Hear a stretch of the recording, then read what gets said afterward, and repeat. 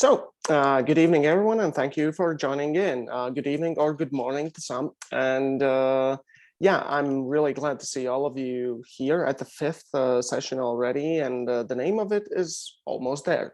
And the truth is we are almost there, right at the finish line. We only have this lecture left, then the next one, and then only the pitch workshop. Well, afterwards, of course, the pitch competition. But as for the studying and learning and these regular Monday meetings, only, yeah, this and the next one left. So I hope you are excited about the pitch competition. I hope you are mentally getting ready for that, to pitch your idea, whatever that might be you were working on.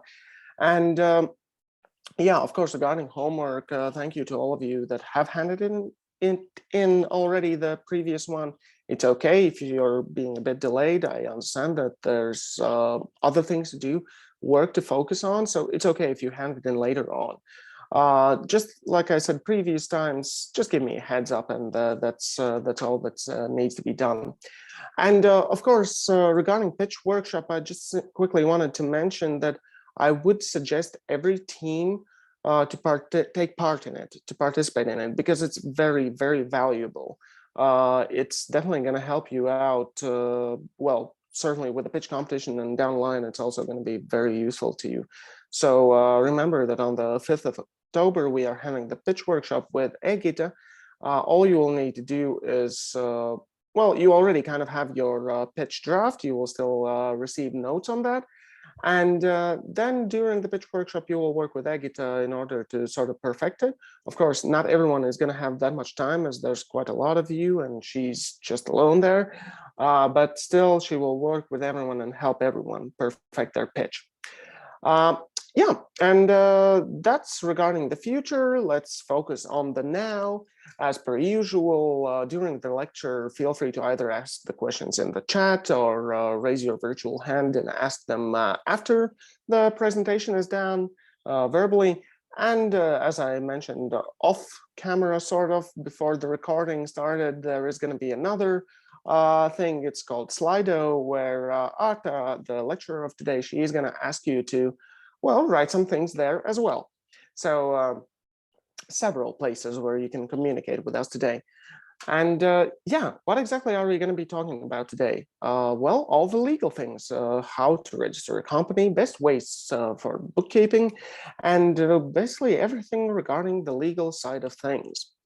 And yeah, in order to get on with it, I would like to give a warm welcome to our today's lecturer, Arta Bashin, Head of Operations at Nortigan.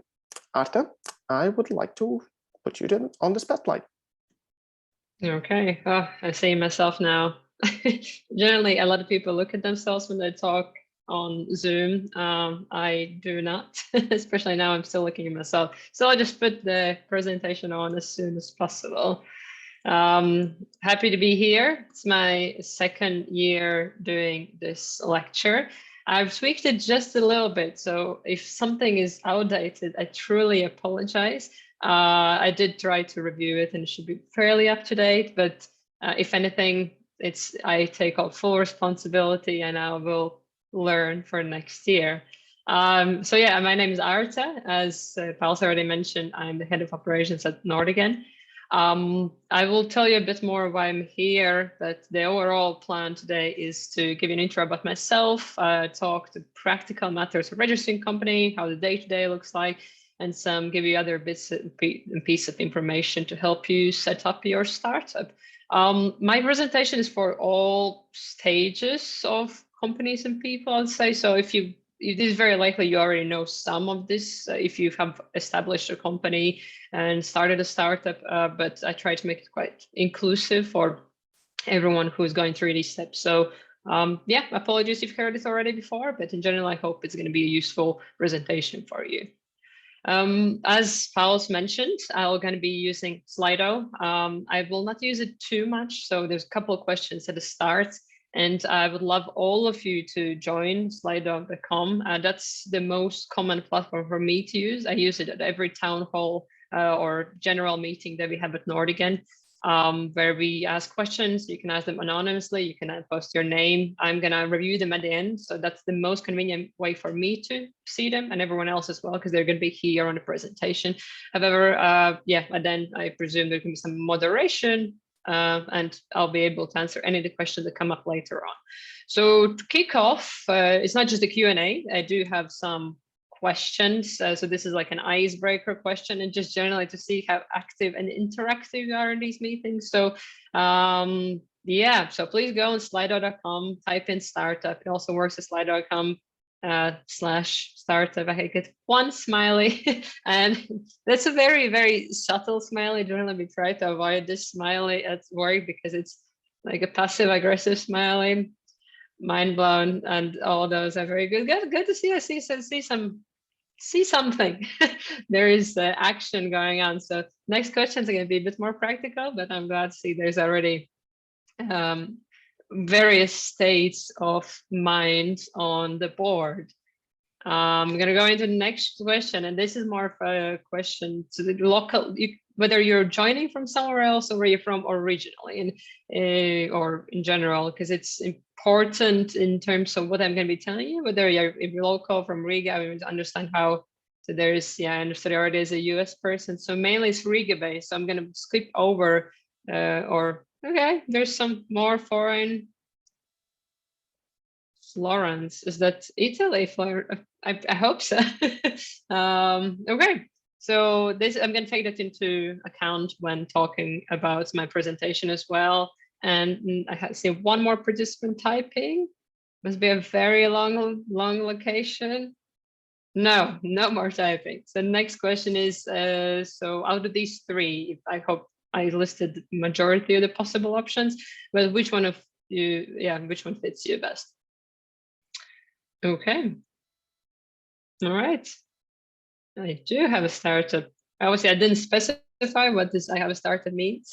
That's not my own fault, but it's glad to understand that where you're at this so far. All right, then very well. You're at the right place, doing your right course. So how to start up. Yeah, so a quick introduction about myself. I'm going to be super brief. I don't think there is much point going into, but my name is Arta. At this point, I work at Nortigan. However, we were acquired recently by Go Cardless, so it's quite important to know that. In my free time, I'm also part of the board of Latvian Startup Association, starting.lv, and also work as I'm a member and a board member of Global Shapers Riga, which is a youth organization. We do a lot of like voluntary and like good type of work for Latvian society. And my startup journey in Latvia started at Overcome Ventures, where I heard hundreds, probably not thousands, but hundreds of startup pitches, met many impressive founders. And that's how I decided I wanted to go deeper into the startup world and join Nortigan. And just to give you a little bit of insight what Nortigan is, because who would be I if I wasn't doing this? Nortigan is a startup. We've been around for actually almost 7 years, depending on where you count the first day. So very old startup for any definition. But basically, we're a freemium open banking platform. For most people, it doesn't mean anything because many people are not familiar with the term open banking. It is a term which is most commonly known in European Union, but because there's a directive, PSD2, very boring terms, not going to go into those, but it was basically created to help companies and people share their data more transparently, easily, quickly and safely, and everything that goes with good stuff. So within Nortigan, we help to share this data safely. We do it via APIs, and then we create a way for companies to use this data and build their own products.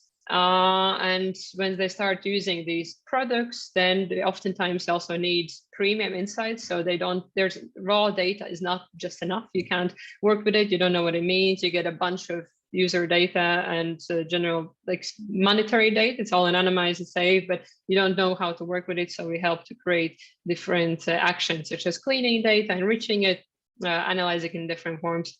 We've been doing it for a while. And so we got lucky and went through the classic startup journey of acquisition.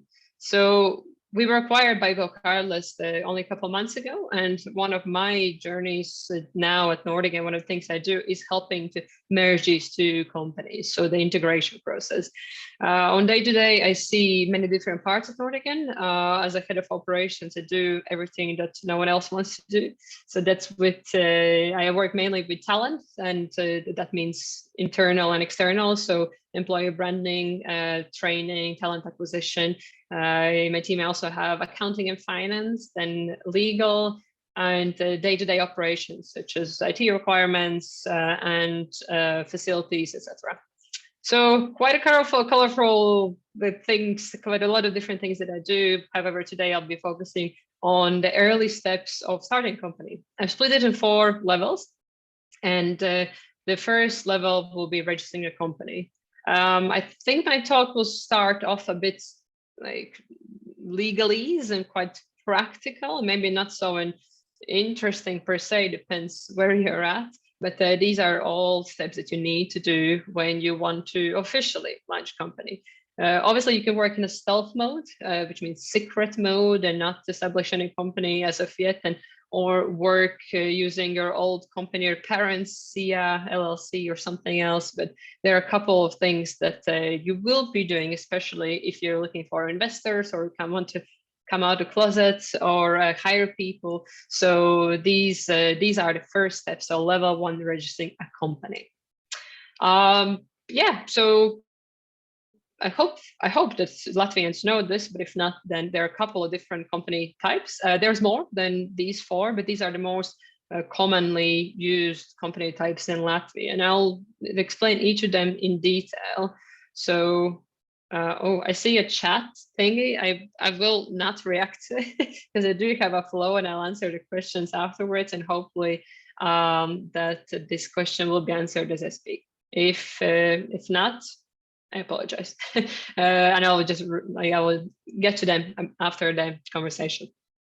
So what is share capital? And that's one of the biggest differences between all of these types of companies. So that's basically funds that you need to invest in your company. So send your bank account once you commence the business. A lot of times I've seen startups being scared or not having enough capital straight away to open a fully fledged company. There's obviously ways around it, and you generally don't need a lot of money to open a company. But you have to remember that this is not, you don't per se spend this money, you don't lose it, you don't pay a fee to the government. It's just something you actually invest in a company. So if you spend 2,800 euros as a share capital, you put it in your company, you can still use this money to finance your operations. Yeah, so going into the first limited liability company, or SIA, as it's known in Latvian, it has, there can be multiple owners. So if you're planning to open it, this is a fairly common, it's like the most common type of company, and legal company can be the owner. Share capital is a bit higher than the next type that we will discuss. But the bonus of opening this type of company is that you're not liable for your own property. So if anything goes wrong, you can basically almost close the company and move on with your life.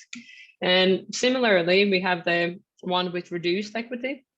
So it has almost all of the rights and systems as limited liability company, the one that we looked at before, the fully fledged one with 2,800 euros as share capital. However, this one has less than 2,800 euros share capital, so it's somewhere between 1 and 2,799. That is the most common at this point type of company to be open in Latvia.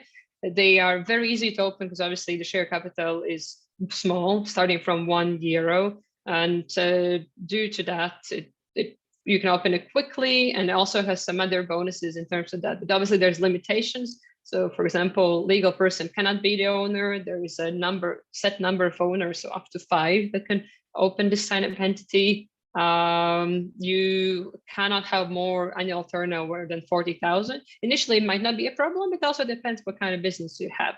And as you go bigger, then you have to remember that board of directors can be comprised only from shareholders, and you can have only one of these types of companies at a time as an individual. And again, it cannot be owned by a legal person. So if you open one CA or LLC with reduced equity, that is the only one you're going to have for a while. If something goes wrong, you can close this fairly easily as well as bankruptcy, but you need to repay difference. So if you paid only €1 as share capital, then you need to repay €2,799 just to limit this difference between share capitals. Other than that, you're still not liable with your own property. And this is one, as I said, one of the most used ways of opening a company. We have a couple more types, and I think my slides are actually lagging, so I'll just start talking while they're loading. It's, before that. So previously, I'm not gonna spend a lot of time, a lot of people mixed micro enterprise with CA with reduced equity. They are, well, different things. Micro enterprise is actually a type of tax system you can have. Plus, it's not allowed since a lot of people use it to work in legal ways around tax and work around paying taxes. I'm not going to spend a lot of time on that. Just as a note, they're two different things, and you shouldn't mix these two up too well. So stock company, number of owners, at least one, and legal person could be an owner. This is something that requires a lot of share capital, actually 35,000. You rarely see it in startups. I actually don't think it is becoming more popular, but still on day one, it would be something that you would do as a starting off person. So share capital 35,000. And again, you're not liable for your own property. And the last one, which you most commonly see among some sort of merchants selling little goods and not operating with a large annual turnover or many employees as individual merchant. Yes, you are liable for your own property, but you don't have to pay any share capital. And another limitation is only just you, so one natural person. So a couple of different ways how you can register, and all of them have their own pros and cons. I believe if you're ready to open a company, you should look in each of these items individually, but limited liability company with full or fully fledged or half of the sum of the share capital would be the most common way to go about it. 10. Really annoying with these slides. So there are a couple of steps that you need to follow in order to open these companies. The first one is generally the temporary bank account. You don't need one with the reduced equity, limited liability company. However, this is a very normal step to do. So you go to a bank, you can do it remotely or via proxy, depending where you're located. If you have an e-signature, which is very, very useful in general, I would suggest everyone to get it and sign documents. Just have everything electronic as much as possible. You open a bank account and you transfer the share capital. Sounds fairly easy. And at that point, you're ready to actually do the step 2, which is going to the, Jesus Christ, enterprise register.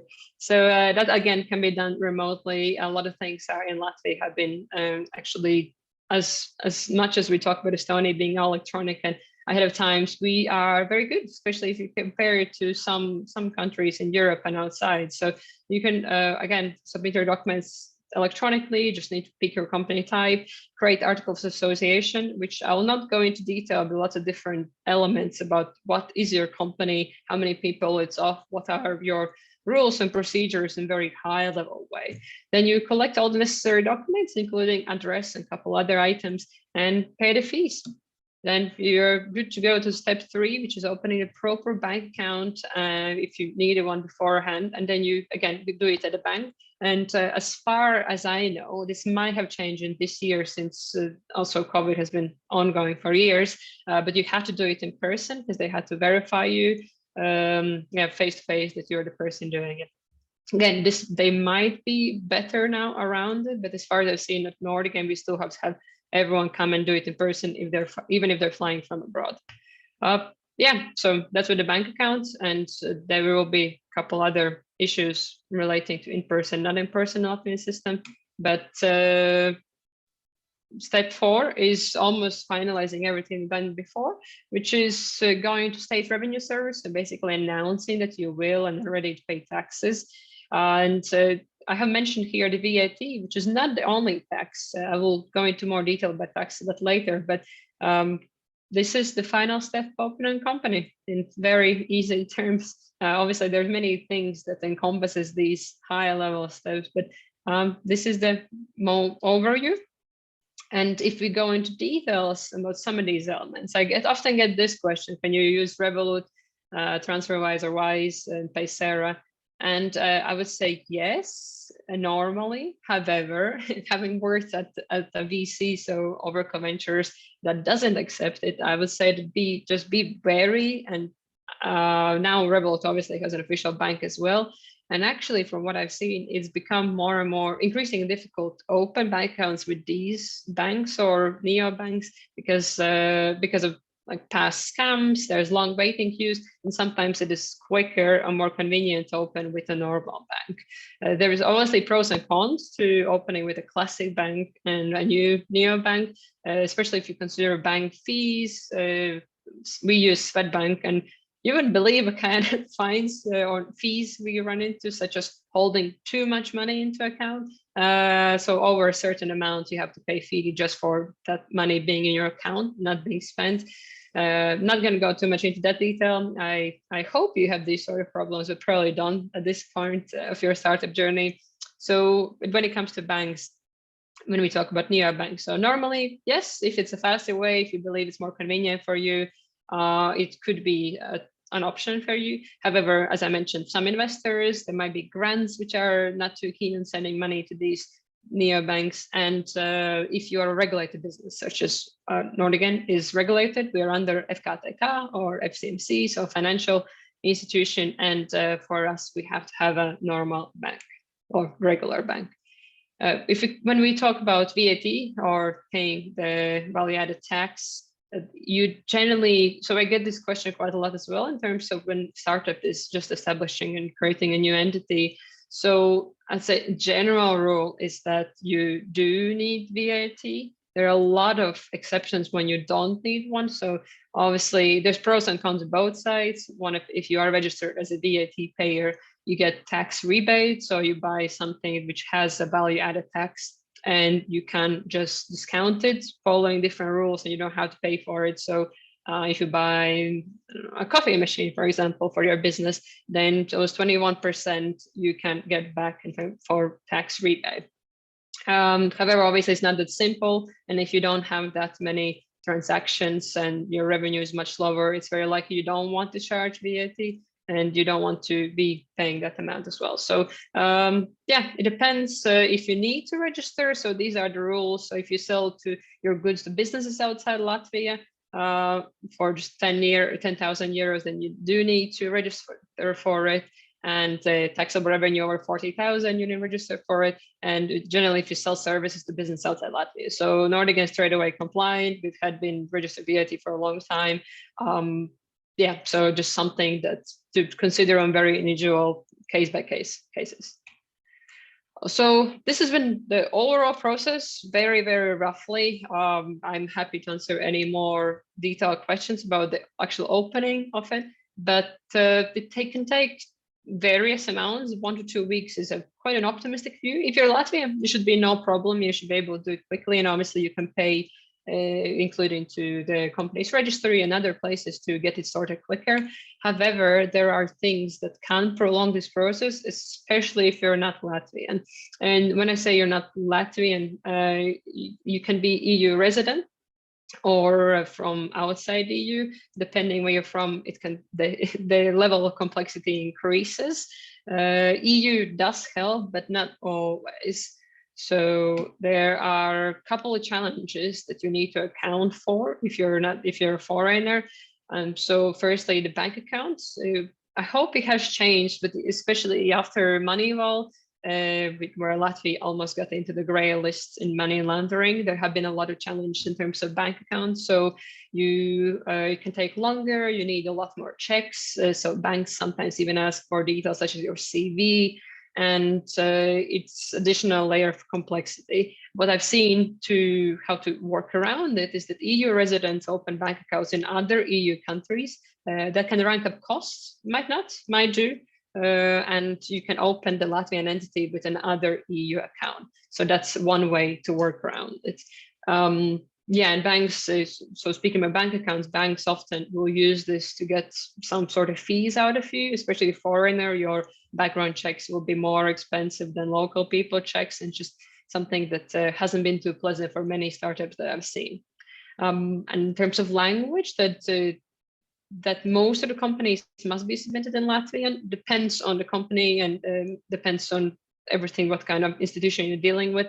But that also is an issue. So translation is a cost you need to account for. Oh, and there were a couple more expenses that I want to mention. So yeah, lawyers, if you don't have any templates or any friendly locals that can help you with these elements, the translations, traveling if you need to open a bank account or anything else in person. And legal address is something that obviously all business require.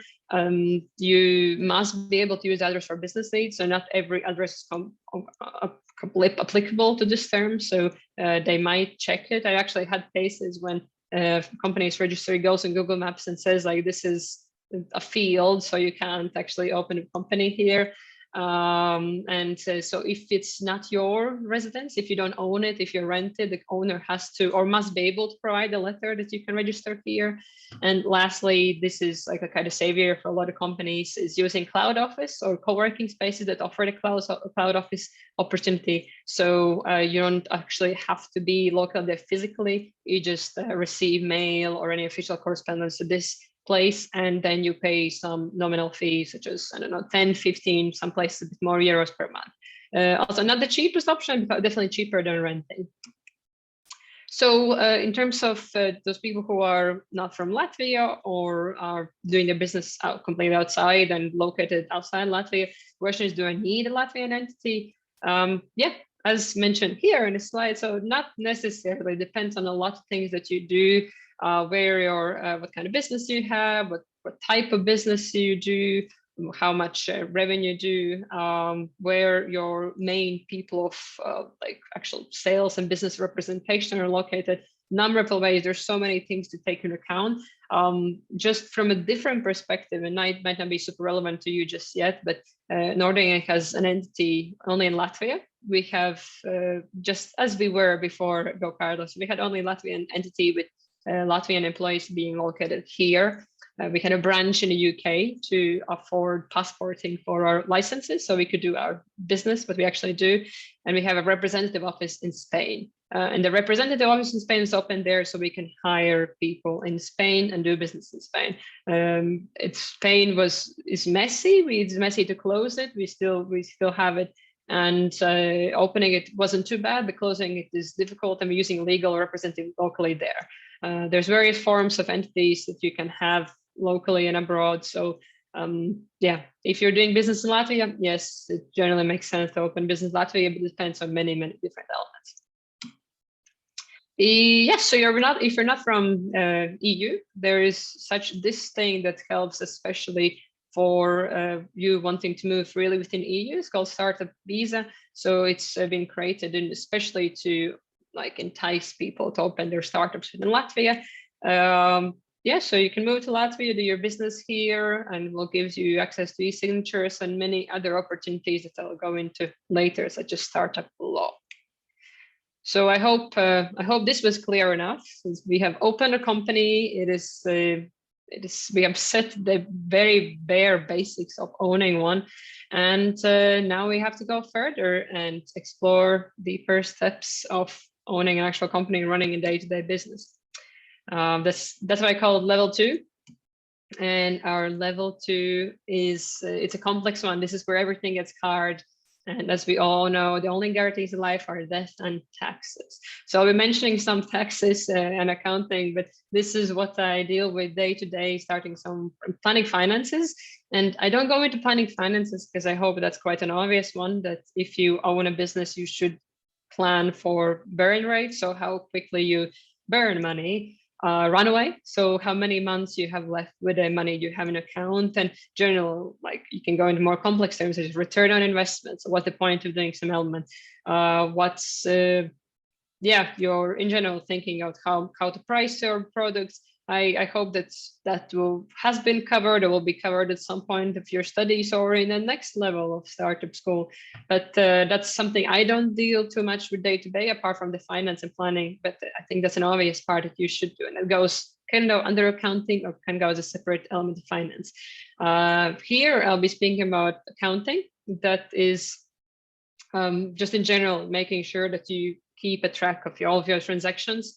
So that's how much you spend, how much comes in, just having everything on a balance sheet and following it very, very tightly. Money disappears much faster than you would think, especially nowadays, obviously. And if you're looking for investments and are trying to avoid problems for tax revenue service, just understand that people be doing financial due diligence. So if you spend your money not legally or unwisely and completely unrelated to business needs, that's that's a risk element for you in the future.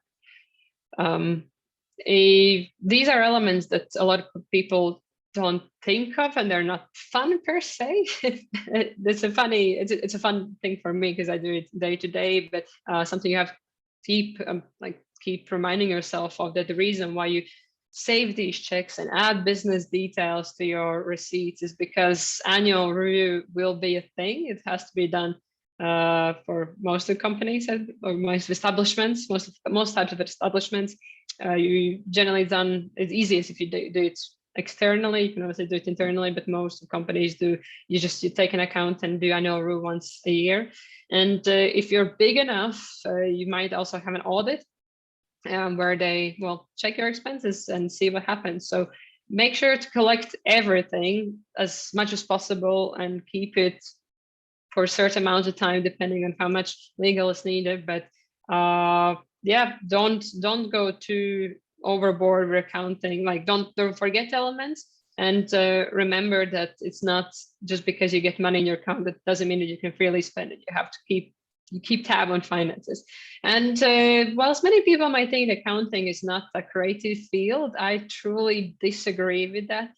Seeing my and other accountants work around numbers and understanding what should you write off as research and development, how to, especially I think our accountant struggles with the Nortigan's parties, and is that what kind of element of annual review is that? So audit is an important thing, and it will require some thinking around, knowing the law, working around taxes, how to actually pay taxes is a big liability from day one.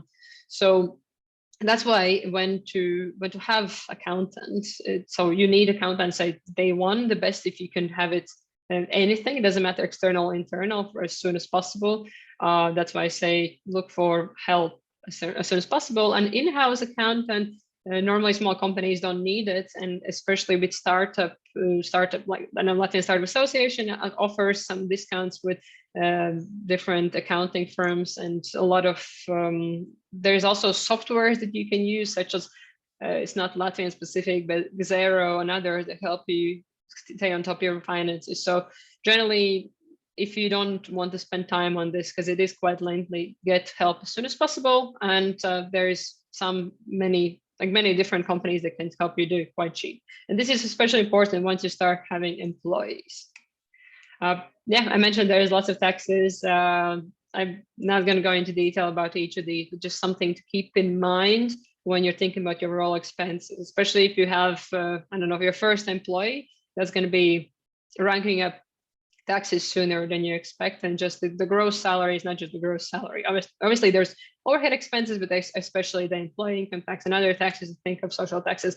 So yeah, many taxes. You will not avoid them. Hopefully you'll not avoid them, because people can work on many ways, but yeah, there's something to keep reminding yourself of. And legal is another element that many people try to not think of too much, but obviously all of us encounter different sort of contracts and regulations, and it's very important to be on top of, especially local ones. In my role, I've studied quite a lot liability or employment law, which is very important to understand that we are a proper employer, that we treat our employees as we need to, will not get into trouble with different institutions. But we also at Nortigan comply with different sort of regulations that affect many things how we do. So obviously GDPR, because we work with data and we hire people. So that's why we need to make sure that all of our software and everything is up to date. And whilst not many companies as of yet have received problems from GDPR, it's still enough. And if you do get in trouble, it's quite a lot of money. And I have received, not with Nortigan, but other things that I did. So I launched a survey with one of the projects I was doing, and I actually received an email from GDPR specialist asking to change the requirements because it doesn't comply with the GDPR law. So we'll be seeing more and more of these experts come up who know GDPR, and we'll try to make sure that their data is being treated per law.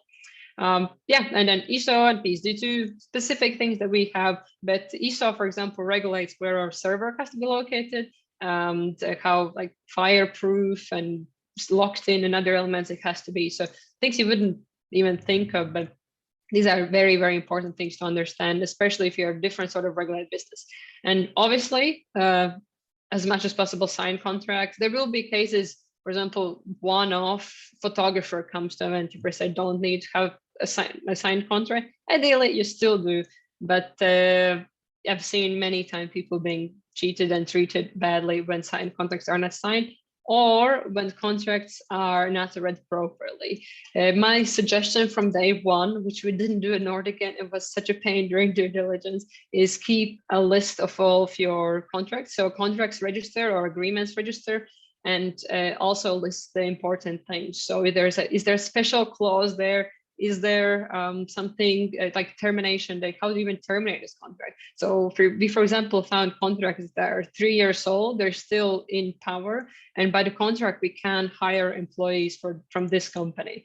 And it's something I didn't even think of until I had to review all the contracts that we have. And it took a lot of time. So it's better to do it from the ground up, and obviously not to run into problems, which we luckily did. And very similarly as with accounting, so especially if you don't know something and it requires legal advice, you can do it externally and do it as soon as possible. Especially comes with sales contracts, so to creating one for yourself or employee contracts. You can use some templates that you can find online, but obviously make sure they're fit for local needs or your legislation needs, and in general for your, like, it covers all the necessary elements that you need for your contract. And in-house, sorry, I left accountant there. That's the in-house legal help. It's the same thing. So that very likely you don't need one just as of yet, and you will not need it for a while, but it depends on your business. So we needed, as a regulated business, a legal assistant or legal officer very early on. Okay, that is the big bits of it. So I'm going to cover a couple of helpful extras that I deal with daily or regular basis, and I hope that they'll help you setting up a business. Okay, I'm going to have a sip while it loads. Right, so I mentioned the startup law. It's basically a scheme by the government that helps, a good kind of scheme by the government that helps startups acquire different sorts of benefits. We were using this at Nortigan. We actually just had our last payment in June. It's a very useful program. It helps save you a lot of money. We focused on the 45% co-financing for highly qualified specialists. However, obviously, one of the biggest problems is bureaucracy. So in order to set it up, to work with it, you have to work with a lot of different documents, contracts and the reports and everything. But if you have time, this is one of the most useful things that our government really does, and does help you save a lot of money. Yes. There is different sorts of elements that you need to have in order to comply with startup law. The initial setting was that you have investment. And I do have a slide in terms of what investment you should have.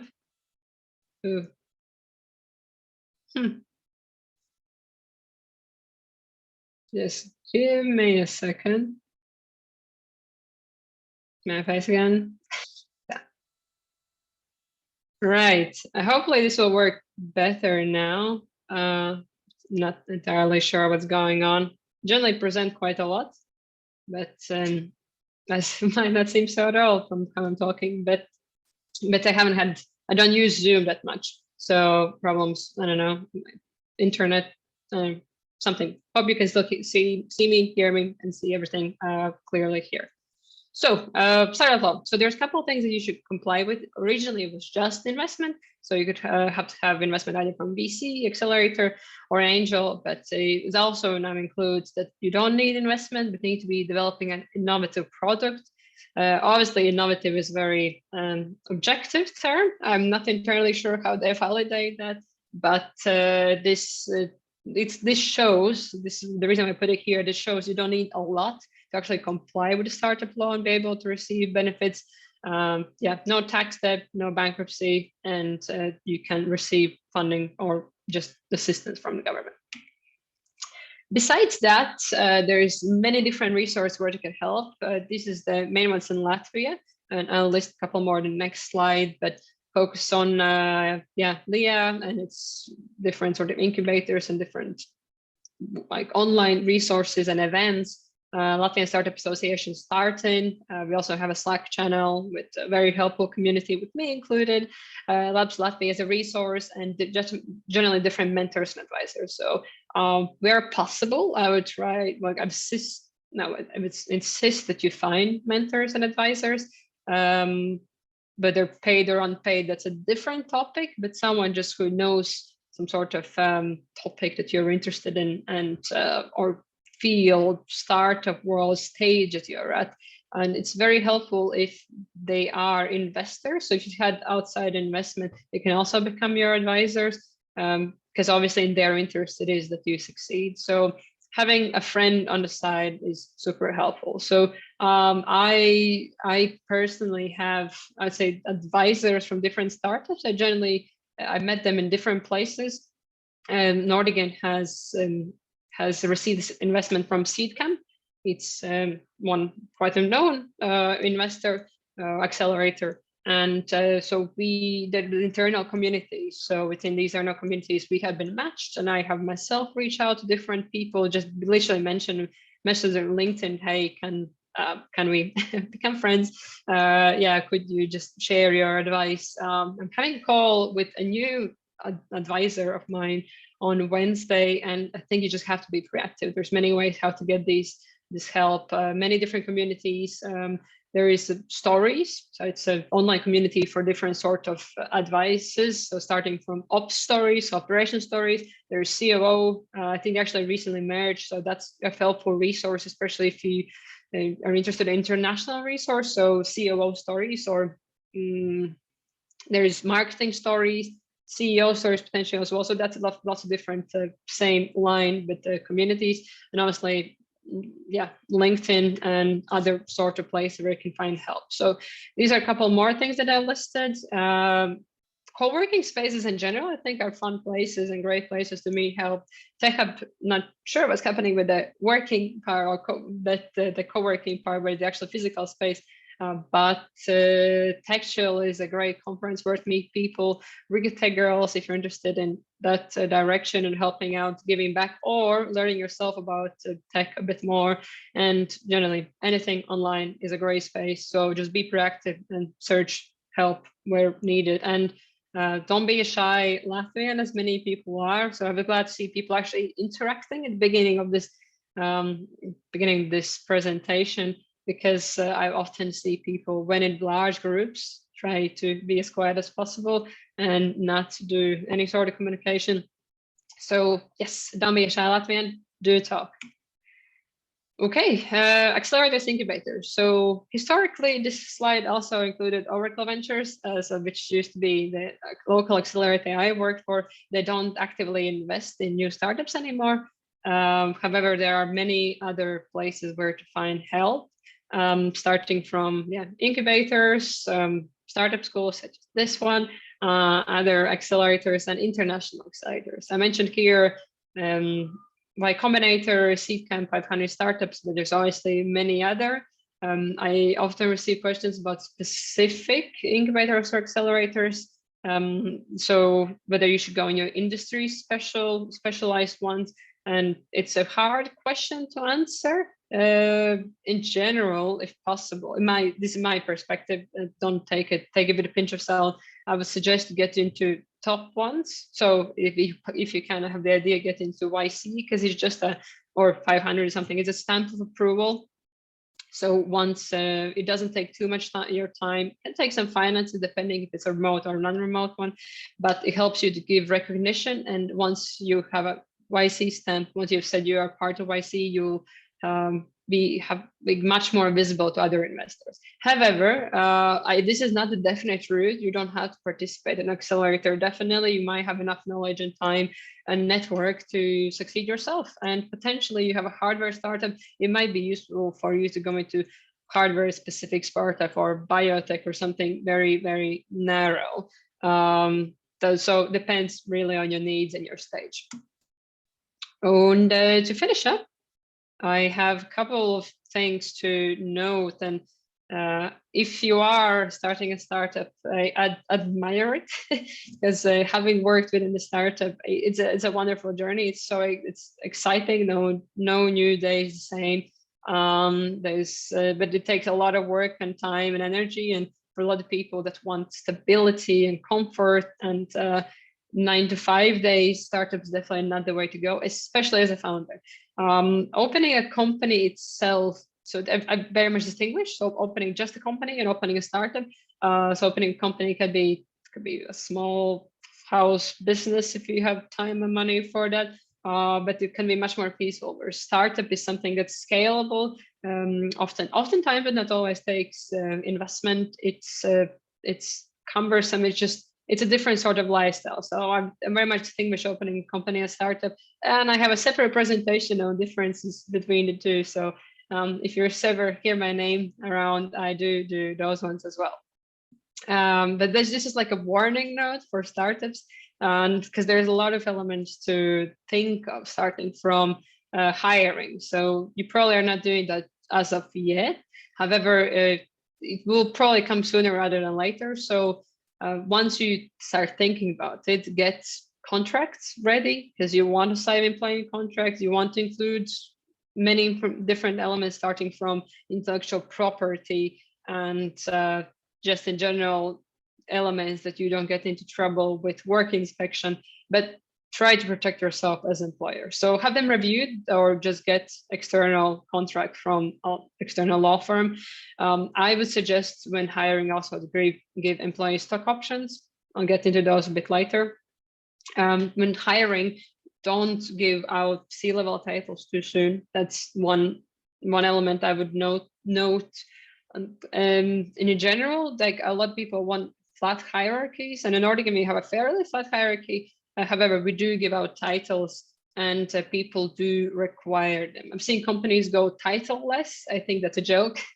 I think you can start off at the beginning, but at some point, your people want to know who to approach, what everyone is doing, and what the hierarchies are. Is just an element that's so ingrained in our mentalities. So just make sure that you don't give up C-level titles too soon, and just use them when needed. Similar, you can have advisory boards and elements of those that are not too, like, they're not one-way door. Just make sure as much as possible to leave two-way doors. And yeah, so initial stages when you're hiring is very important. It's very hard to hire for a startup, especially if you're cash strapped and don't have a lot of money. You don't have too much to offer, to be fair. You might be able to do decent salary, but I think your mission, vision, and culture are the important things to start with. So especially if you have a beautiful mission that sells, it might sell on its own. People might believe the idea, it might be a very interesting, unique product. The technology might be awesome, but that's very, very important to sell. And that's why in the initial stages, you have to be present for and make final calls for each of the hires. Yeah, you'll be a family to start with, so it's important you get along. And yeah, you are building your culture with every new hire. So be involved from start, and don't miss out on the wonderful experience that's hiring. It takes a long time. It's actually very, very fun. But initial stage, you might be thinking whether, like, am I ready to make this step? Should I just outsource? And we follow this rule of thumb within Nortigan. So if it's something that we'll do all the time, we hire. If not, outsource. There's obviously many other elements that go with that. So how easy it is to get this expertise? Can we actually hire someone? Is it long-term, short-term? But yes, outsourcing is expensive. It's a lot more expensive than hiring internally. But at the same time, you have to think the world is interesting at the moment in the employment world. A lot more people are going to be project-based. So it might be something that we'll have to do more and more in future. So outsourcing instead of hiring. We'll see. Depends on what kind of business you're in and what you do. But this is kind of what we do. And I mentioned ESOP, so employee stock ownership plan. And I remember I also got a presentation. That's like, what a versatile person talking with yourself during presentation. But so employee stock option plan is something we implemented around a year ago at Nortigan. We had handshake agreements before, but they were rubbish and didn't mean anything. And so we now have implemented a proper ESOP. It's a year old, and in Latvia, it's one of the best employee stock option plans in the world. The law that there is. So it's fairly simple. As long as you can draft or take a template or have external help drafting employee ESOP, then it doesn't take too long. You just have to decide on matrix. So how do you allocate stock options? Who gets them? Who doesn't get them? How soon do you give them out? There are elements to think of, but it's a very, very useful tool to attract people. And yeah, and in Latvia, you don't have, if they vest for 1 year, so only 1 year the person has to stay with you, then you don't have to pay. There's a lot of ways how you can ease on taxes, especially compared to foreign ESOPs. One thing you have to take into account with ESOP that you can't, if you have employees abroad, and I'm not going to go today into details how you can have employees abroad, it's quite a complex matter. Then with Latvian ESOPs, not that easy to go taxes. But besides that, there's a lot of pros for ESOP, and we mostly use it for attracting and retaining talent. So initially, when we kicked off ESOP, people didn't fully understand it. They're like, okay, I kind of own part of the company, but I don't. But it's basically a tool to give your employees to own stock in the future. So you lock it in at a certain price, you set out terms, and then employees basically at some point have a chance to become owners of the company. So it gives accountability. They feel more of part of the company. You feel like you are building something together. And yeah, we do believe this has helped a lot. We have had, I've had employees who are like, how I get this great offer from a different company, and I don't want to leave because I have ESOP here. Obviously, it depends how you look at it, but in general, it's a standard among many startups in Europe, especially if you look at UK, US as well. And it's something to implement. It's not, yeah, as I said, not hard to implement, and it goes a long way. Yes. Nope. Wow, that's an interesting one. Jesus Christ. Okay, sorry for that. Not sure what this red line is. Did I draw it? Probably I did. Wow. No, I think it was someone else, possibly Okay. someone from watching yeah, on the phone. Okay, well, I'm gonna live with the red line. My presentation is almost over, so it's just gonna be there as an annotation. Yeah, so I mentioned that before, but just keep track of your expenses. You don't need a complex spreadsheets to do that. Just basically simple Excel or Google sheet that you write down income. Funnily enough, I do talk about personal budgeting in different presentation, and that very much links to how to do company expenses. But the point is, expenses ramp up quickly, and you have to think very closely of how you spend your money. And that's why a lot of startups actually end up looking towards investment. And if I get my next slide up, Jesus Christ, been doing this for 2 years and still like, still. Give me a second. Right, back on track. So do I need invest? Having worked as a VC, I should be all for it. But actually, the truth is that, as I would say, as long as you can avoid it, avoid it. Getting investment comes with a lot of responsibility.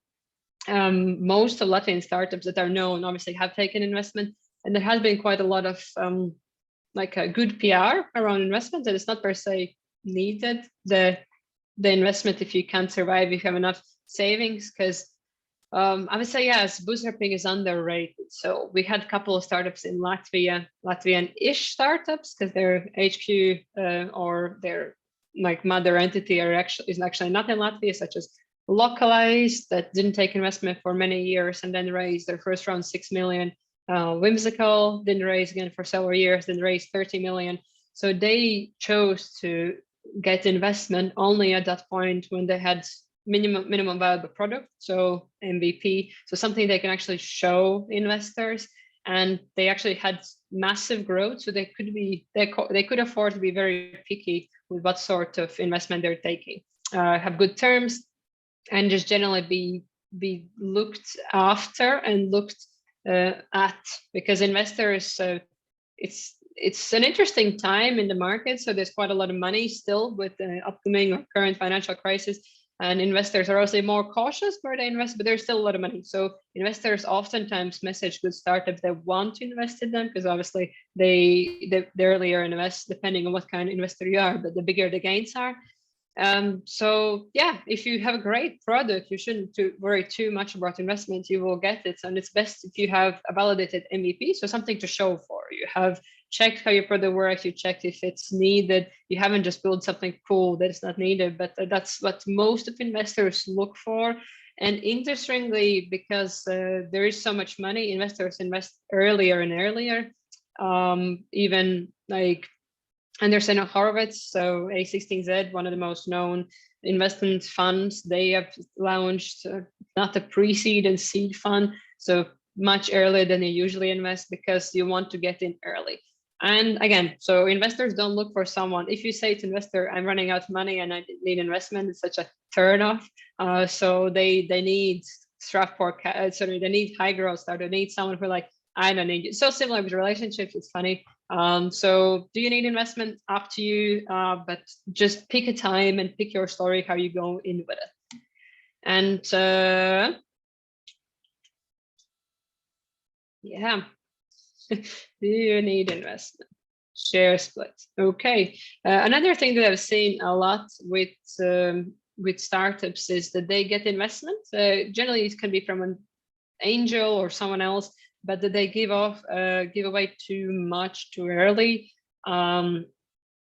There's a different rule of thumbs. I've heard between 10 to 20%. That you shouldn't give away in single round. But I have honestly seen startups that giving away like 50%, sometimes even more. Verif is a famous case. They actually gave away so much of their initial to the initial investor. It really obstructs your growth. So you give away, I don't know, let's say 40% at first, and then you give away 20% in your seed round, and then we come Series A. You have almost nothing left to give. Obviously, depends how you split everything going ahead, but in general, be careful about your share split. Don't give away too much early. Then look at the founders, who is involved and to what level. So if every founder is full-time and contributes the same amount of energy, value, passion to the company, I believe that they deserve an equal share.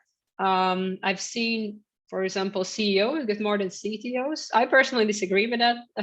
Again, different schools of thought, but I just believe you have the same like input, then you should deserve the same output, and it creates less rift going ahead. But for that, you also need founders agreement. So make sure that someone who is part of the company early on just doesn't walk away with half of the company or intellectual property with and leaves you with nothing or creates problems down the line.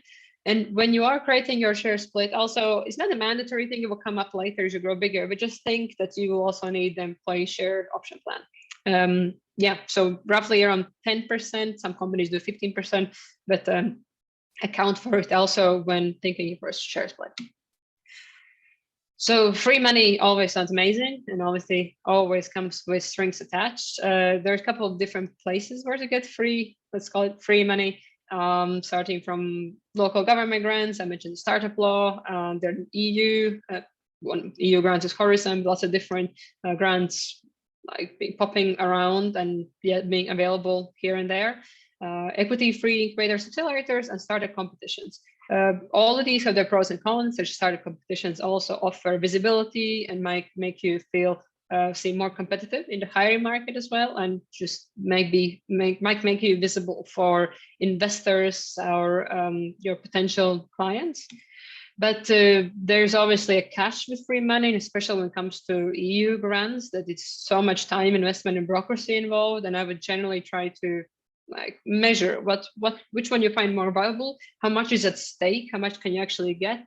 Because I've seen startups get millions from European Union grants, and which is amazing. And, but oftentimes I also see them have either full-time person on it, or someone are spending like a lot of money, or using schemes that help you apply for grants via an agency, and they take a share, but only if they win. So there's lots of different options. Generally suggested to try something here, but be careful in terms of how your time and like your money as in time goes here. Energy, yeah. I heard the question about patents and certifications pop up. So to be honest with you, most of the startups that I saw whilst at at Overkill, and the ones I've seen lately at Starting and as partners of Nortigan, because we meet a lot of startups, most of them don't have patents, and it's in theory it's very useful to have patents, and depends. I'm not a patent lawyer. There's so many details about it. Not a lawyer overall, but yeah, so where you get a patent, so the geography, the extent of it, how long it is for. So there's so many elements in it, and it's actually most of the startups I know don't get patents. You do you think about intellectual property, so you protect your logo, your domain, your name. You put it in employee contracts, so someone doesn't walk away without your knowledge. But it very much depends on what you do. I think I've seen one or two go through a patent, and then there's certification. That's a different element that depends on what kind of business you're in. For example, if you're a medical startup, you might be required to get CE certification. Again, it depends so much on what you do, and you probably need to consult your own lawyer or research on this topic yourself. Business partnerships. So these are, so they can be different forms, whether you're a reseller or someone who, also you, like for example, localizes, uses translation companies to sell their businesses further. So there's lots of different types. And generally, I wouldn't suggest going into these or looking at these, especially sales channels early on, because it takes time to understand yourself. So what is your product market fit, or PMF? So what are you selling? How is this partnership going to be beneficial for you as well, not just this external party? We tried it at Nortigan. We spent, I'd say, too much time on it, and it didn't work well. However, I've seen companies, especially when I try to go into foreign markets, that it helps a lot. So depends, but I would say don't start off with this, and because you need to understand your business the best, especially if you come talking about sales partners. You know how to sell your business, you know how to represent it. So I would say this is something that you should focus on later on. Okay, so these are a couple elements that I do. It's not day to day, them very often. So we have established a lot of procedures and policies and processes as of now. But as an early company, you should basically know your vision and mission. So what is it that you want to achieve? Your North Star. So I'm making company Y. Start with why. So what is it that you want to get to? And once you start getting more people and understanding some things about your business, then there's practical elements that you should be aware of. So what's your time of policies when you expect people to work, how do you want them to work? Do you want them to come to office, work remotely? If they work remotely, so how do you manage everything? And obviously payrolls, because people comes with practical elements, so people want to know how they get paid, and yeah, just make sure you have sorted it out. And when it comes to IT security, obviously it's an upcoming element. It's a more and more necessary thing to think of. So in terms of both employee experience, so just in information security as well, but in terms of external threats as well. That's a very important element not to forget. That's why the DevOps people, infrastructure people, salaries are going up, because yeah, it's such an important thing.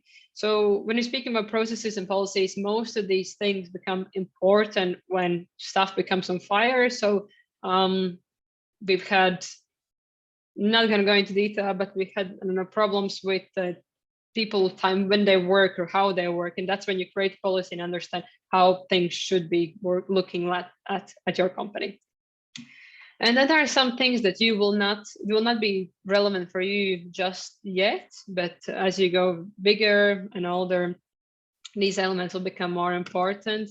And you'll add such as things as work rules of procedure or darba collective agreement. We still don't have it, not necessarily needed, but so things that just to keep in mind. So mandatory health checks, other health and safety elements, which you should be thinking of when you get very early on, and acts of acceptance. So just make sure you don't lose your physical stuff and other types of acts of acceptance. So yeah, I've listed here lots of different tools. I think you should be familiar with most of these. And actually, internet is such a great place. There's many useful sources, starting from just Twitter feeds, and I would follow, especially if you're serious about starting a business. There are a lot of founders and investors you should follow. Latvian Andris Bērziņš is one of the most prominent Twitter people, and he also talks a lot about the investment world, what you should know, not know, what to think of, and also different. Normund Barks is an interesting one to follow in terms of tools. He lists a lot of his opinions and thinks about Latvia, but both of them on Twitter talk about general business world. So you'll find a lot of interesting elements and tools there. But again, if you're thinking about design, Google about design tools to use, and a lot of them are free, such as G Suite is free for a while, Google Meet, Zoom, Slack is free up to extent as well. And yeah, I think it's quite brilliant world at this point, how much you can automate and work with when things are just at your fingertips. A couple of things I want to stress from here. So AWS is just one of the options, obviously, for Amazon Web Services, so it's for cloud. So instead of having your own servers storing information there, we use AWS, but also there's many other options for web services. But AWS is very useful. It locks you in, so it might be problematic later on because when you start paying, but initial stages you can get a lot of times in competitions and other accelerators and other forms you can free credits. So you end up getting not needing to pay for your cloud storage. So that's very, very useful, especially we got, funny fact, at Nortigan, we started paying for AWS only this year. So for 6-7 years, we haven't paid a cent. We've been participating in startup competitions and other ways, just getting free credits. Now we do have to pay several thousand a month, so it's not that fun anymore, but it used to be very, very useful. And still is for our purposes. And then other two things I want to mention is the HRIS and ATS. ATS is applicant tracking software. So that's something we got only last year, and that's when we started to hire a lot, but it just helps to firstly comply with GDPR, but track your applicants. And if you have high hiring volumes, you definitely need to get this one. Not probably your problem, but HRS is something you might want to think of from ground up. So that's a human resources information system. We use Charlie, but basically from whenever you have, let's say, 3 or maybe 4 and more people, this helps to track sick leave, holidays, and you don't have to write any official papers such as application to receive holiday. You just use this and helps accounting, helps automate a lot of processes. So just a brilliant tool. Doesn't cost that much. You generally pay per person, and that's one of the things I very much suggest using fairly early on. And I personally read a lot. I read a lot about business and other things, but there's brilliant literature all around. And for some people, yeah, go for podcasts or Twitter, as I mentioned, but these are books that I very strongly suggest to read and understand, especially when advice is for people early on the mom test. So that's a book to just ask the right questions and understand what you're building, even if it makes sense. The hard thing about hard things is about from the A16Z, the investors that I mentioned, and it's useful, especially when you need to make hard decisions, such as firing people or making just harder choices in life. And the first one, Never Split Difference. I think even if you decide not to open your own business, that's a very, very useful book just for negotiating tactics. Super brilliant, practical. I would suggest everyone to read it. And follow me on Goodreads. You'll see a lot more books that I read day to day. Very, very, believe reading books is just a great way to get knowledge. Okay. Right. So I have homework for everyone. I think Pauls will share this afterwards as well, but basically fairly Googling and practical elements. So basically decide what kind of company you're going to open, look at your bank account and understand how much you can afford and what company you want to open now. Your research, what kind of company, then decide what documents you'll need to open it, and hopefully collect them as well. Create the initial share split to understand who deserves what and give each other titles, because you'll need to write up articles of association. Not the most interesting to do, to be fair, but it will help you make a lot of hard decisions from ground up. So where you're going to register a company, how you're going to split duties and other elements about your company. So statute in Latvian, it's a requirement to actually open a company, so you need to do it anyway. And yeah, that is all from me. Thank you very much. Add me on LinkedIn, message me an email. I'm fairly easy, approachable, and can happily assist in any way I can, or link you with others who actually can.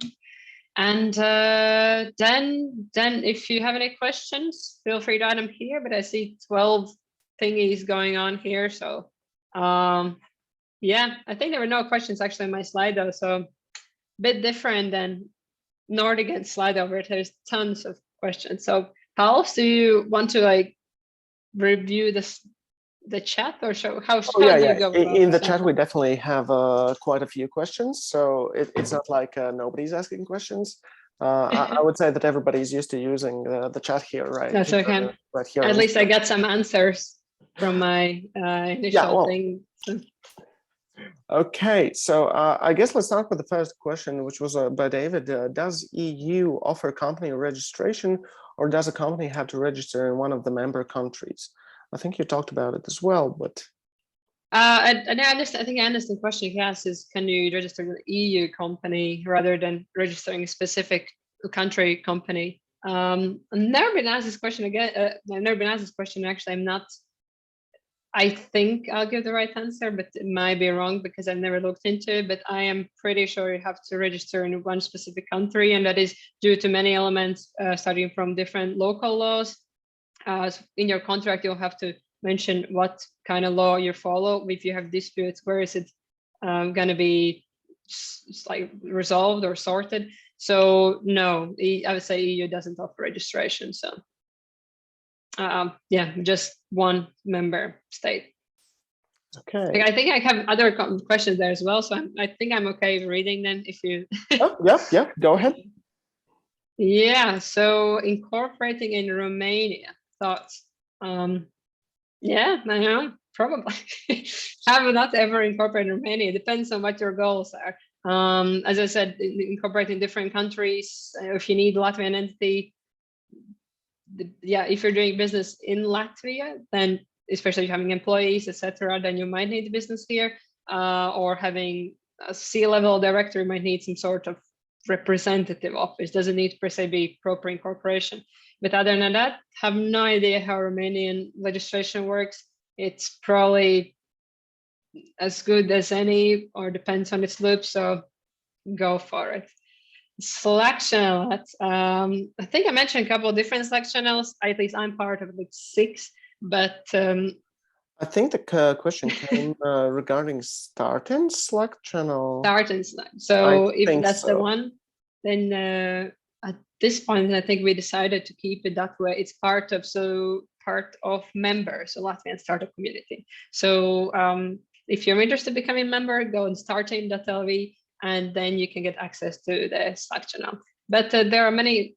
I mentioned also the ops stories. So I think if you Google ops stories, you should be able to, or other stories. So stories community, you'll be able to get into those Slack channels, and they're free, no membership needs. And I personally am part of ops stories, and it's called now On Community, so ON Community, and I use it on a daily basis, and I ask quite a lot of questions for people who are part of it. There's events, there's lots of like workshops, finance, lots of different topics that you can follow, and it's very, very useful to get global information. They will not be Latvia specific, but very interesting. For example, we were wondering how to rent desks and chairs and even computers to our remote employees, and you just ask there instead of Googling it. Very useful channel for communication. If startup fails, how investments are going to be returned, or will they just be left? Depends on your contract. There are investors who might go after you and ask you to repay money, but generally, if your company is closed, you're not liable for this with your own funds. So for what I've seen, mostly the startup dies and it just dies. So investor just writes off that investment. So there's three types of in ways how investors look at their startups. One is like a success, so returns at least 10x of the initial investment. One is like dead, so that's pretty straightforward, it doesn't operate anymore. And third is something in between, so it doesn't grow, it doesn't look for any more investment. And for most investors, actually that is dead as well. If you become kind of successful business, but you're not properly a startup, you just live, still earn money, but you're not a properly investable startup, your investor might ask you to repay the initial investment. Again, that depends what's in your contract. If it's required, for sometimes it might be convenient for you just to repay it, depends how much money it is. We had at Nortigan, and I'm pretty sure it's not confidential, but we had investment from Incubators. So that used to be before Overkill, different. So Altum, Latvian governmental financial institution, they issue startup grants. So, and then they have companies and people operating these grants. They come from European Regional Development Fund. So Imprimatur existed before Oracle, and they had a very different system. So they gave equity-free investment. So I think it was like 40 or 50,000 you got without giving anything. However, they were kind of on our backs all the time. So we either had to repay the 40 or 50,000 investment, or then give them some sort of shares. And if you become more and more successful, it doesn't make sense for you to give out shares. So for us, it was more convenient actually repaying this money. But that kind of system, they don't exist that much anymore. Imprimatur doesn't exist.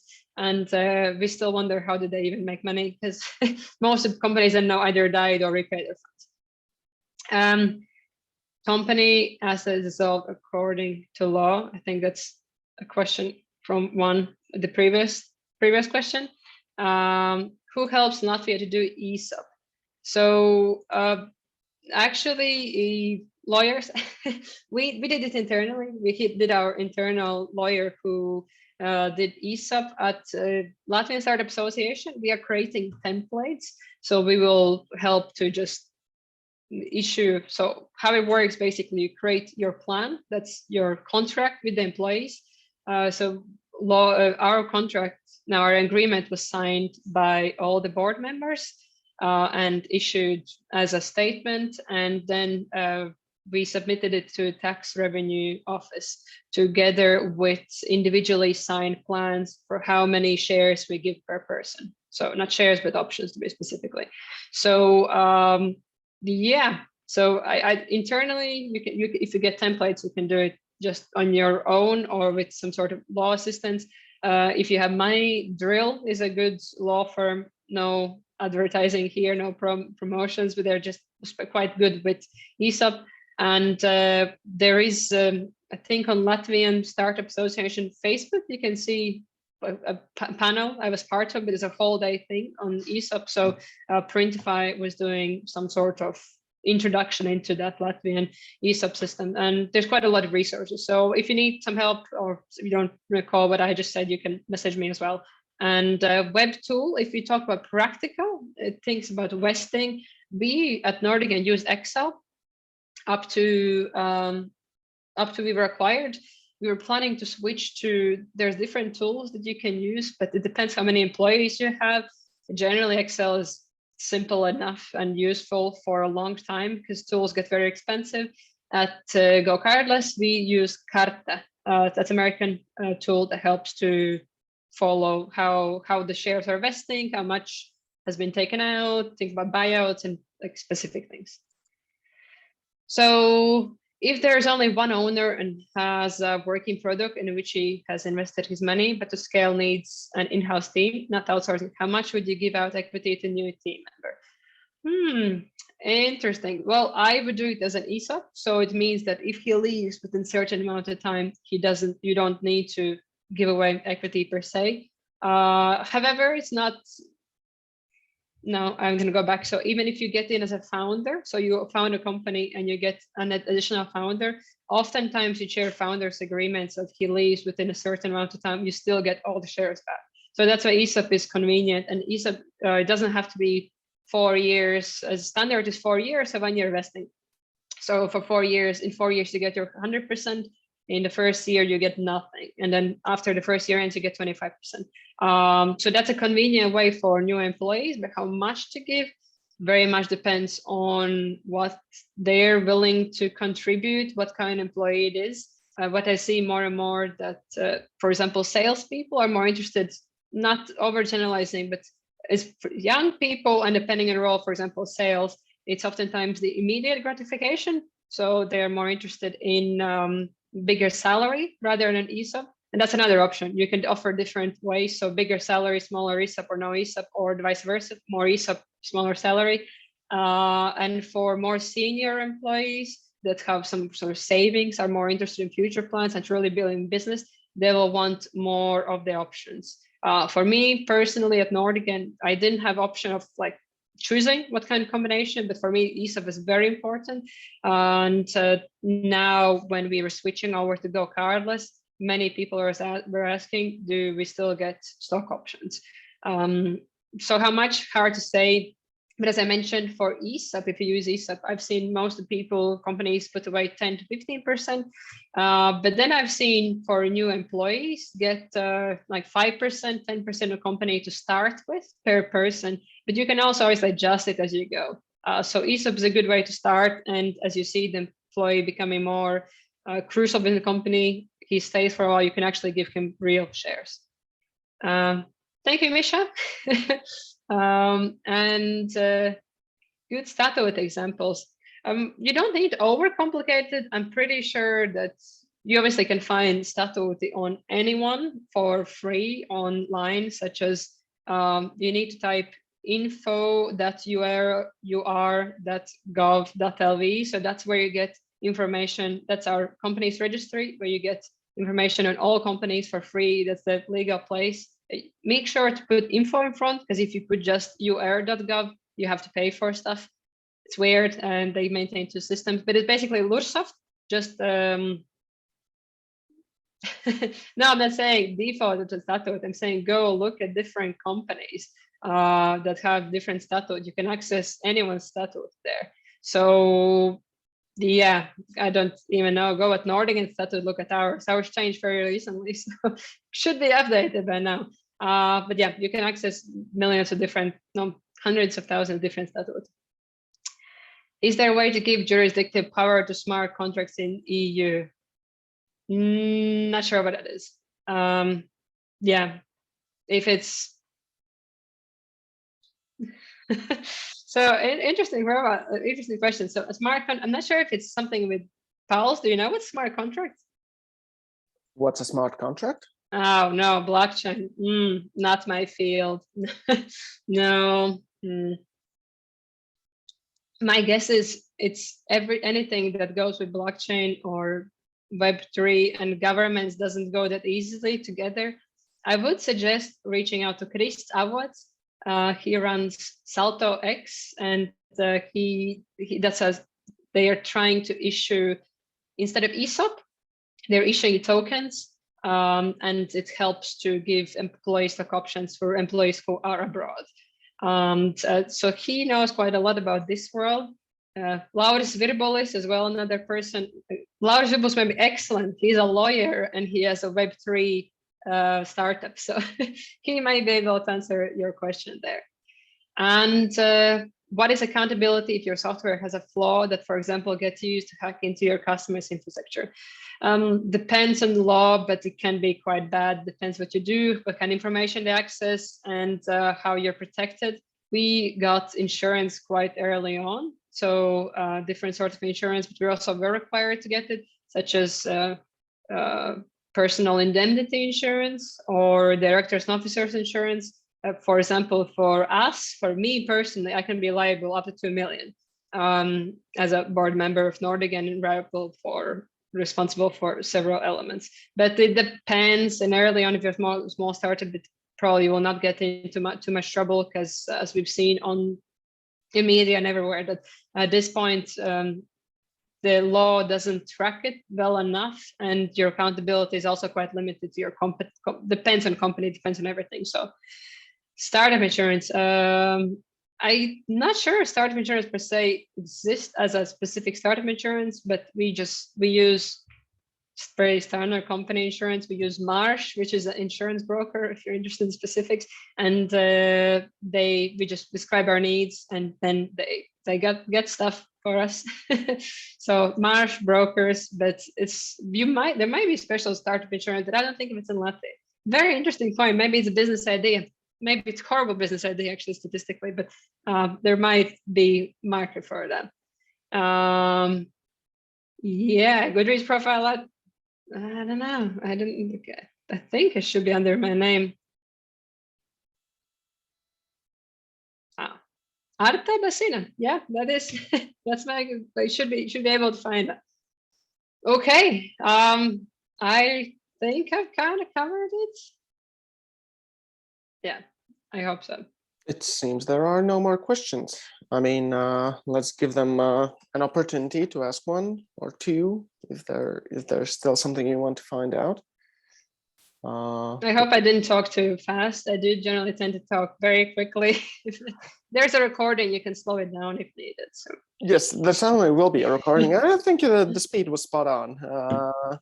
As it's also an evening, we want to start relaxing faster, or morning. Yeah, cook dinner, so yeah. But yeah, I see no other questions, no other hands. Okay, in this case, I guess a huge thanks to you, Arta, for joining today, for sharing your experience, your knowledge, and yeah, for sharing this information with our participants. So really a huge thanks to you. Thank you, everyone. Maybe you have some closing words from your side? Closing words. I hope to participate in the startup pitches and see you all again. Thank you for listening to me, and best of luck with the course and everything else in the future. So thank you. Okay, perfect. Thank you, Arta. And of course, by all means, thanks to everyone who participated today, who asked questions. And of course, to everyone who's going to be watching this recording later on. I do hope the information you heard today will be valuable to your startup. And yeah, I will share the recording in the resources channel. I will share the information on the homework in the homeworks channel. And if you have any questions whatsoever, you know where to reach me. And yeah, next week we are having already the final lecture. After that, just a pitch workshop and then the pitch competition. So have a wonderful week. If there's anything you need, you know where to find me. And see you at the final official lecture next week, next Monday. Have a great evening. Bye.